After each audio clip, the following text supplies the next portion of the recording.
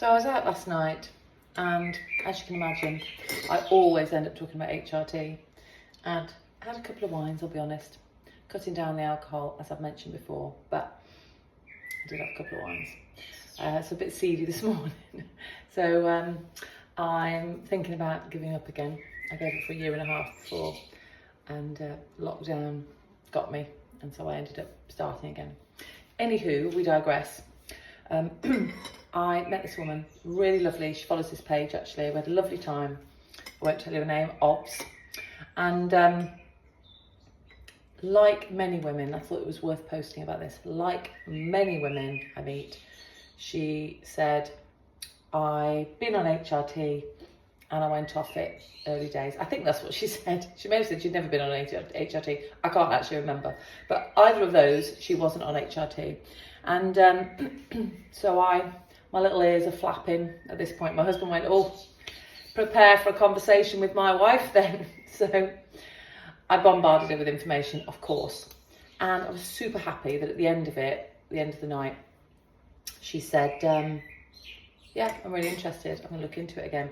Because she's actually younger than me. So I'm 58 and she was a good few years younger than me. And she'd been postmenopausal for, I think I worked out from what she said, about 6 years, maybe 5 years. And she was taking a supplement. I won't name the supplement. It was a brand and it was for presumably menopausal women. And I just went, oh God, it's so frustrating.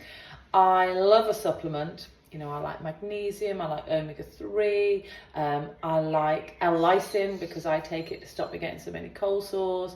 Lots of things, but these menopause supplements I really struggle with. Now, there's nothing wrong with them.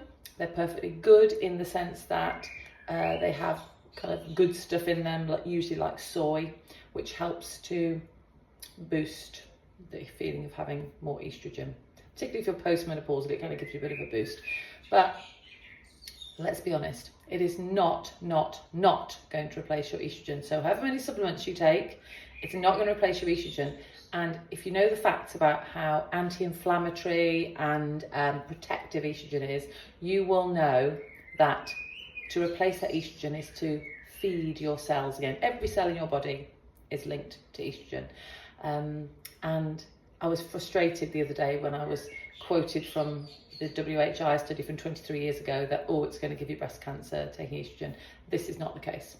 Estrogen does not cause breast cancer. There's a whole other conversation around that, but just know if you're taking a supplement, that's absolutely fine, and I'm sure you'll feel a little bit better because, and this particular lady did, because it does give you a boost of things that you're possibly missing. However, it is not dealing with the root cause, which is that your hormones are declining, your hormones are going. And as my husband always says, your hormones are not going to grow back anytime soon. So my message today is please don't be frightened of HRT. Don't believe the hype. Don't believe the scaremongering. Look into it, ask questions in on this page. Obviously, you know where to find me if you need a consultation. But also, I am looking for people to interview for my new radio show. So just throwing that out there. I've got a nice little list piling up, so that's good. But I'm always happy for more.